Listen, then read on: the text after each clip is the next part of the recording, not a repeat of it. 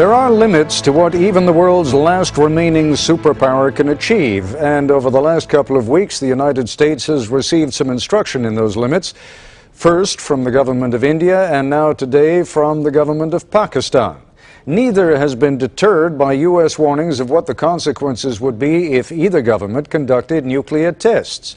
They both went ahead and did it anyhow. The government of Pakistan had more to lose. That country is smaller, poorer, and much more dependent on international assistance than India. The United States was apparently prepared to offer some considerable incentives if Pakistan would just say no.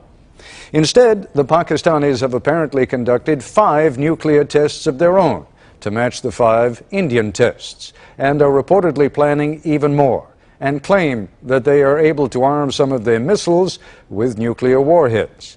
There is some doubt in U.S. military circles whether the Pakistanis actually have that capability, but then as late as last night, one senior U.S. diplomat was confidently predicting that Pakistan wouldn't conduct any nuclear tests. And when the Indians conducted theirs a couple of weeks ago, the U.S. government was caught totally off guard. Well, here's more now from Nightline correspondent Chris Bury.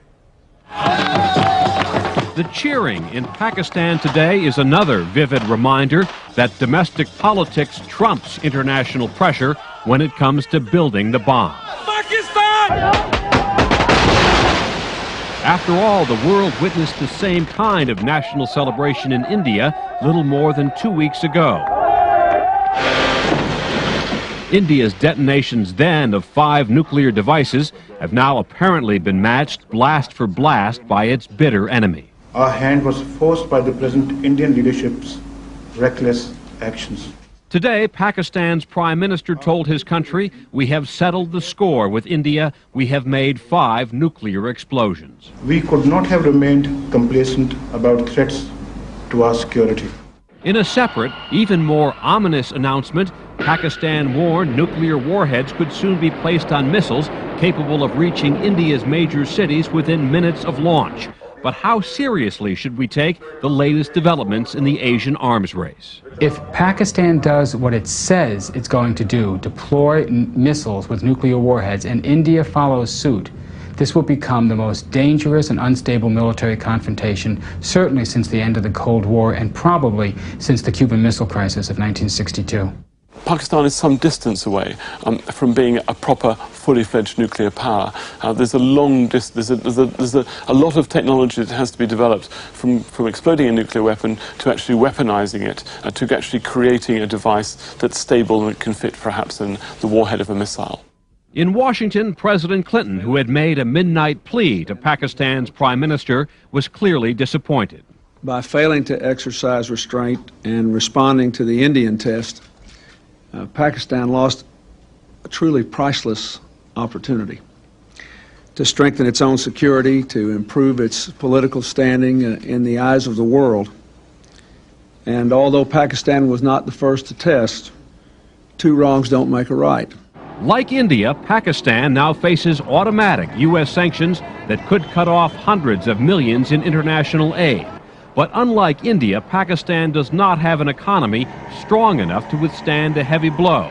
Today, Pakistan declared a state of emergency to prepare for a possible economic disaster. The Pakistan economy is already wobbling. They had severe problems before this crisis.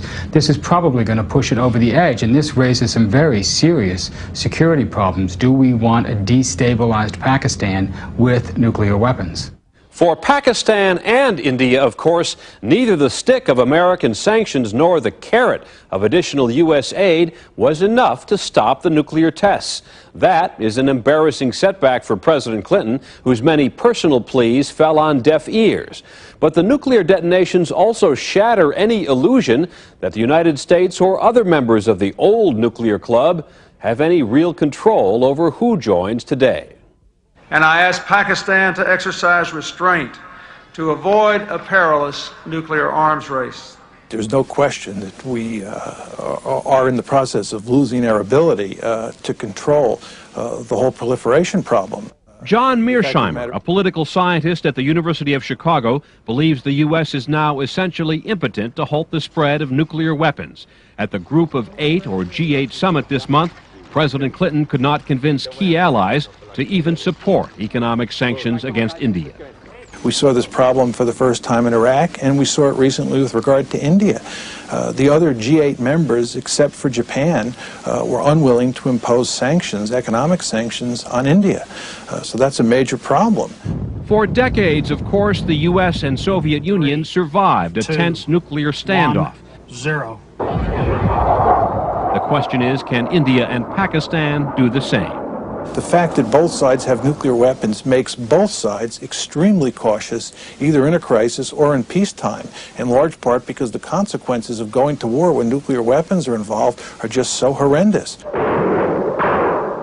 But India and Pakistan, unlike the U.S. and Soviet Union, are neighbors who have gone to war 3 times in the last 50 years, and they are still shooting at each other in the disputed area of Kashmir. And now they're introducing nuclear weapons into this mix without a command and control structure such as the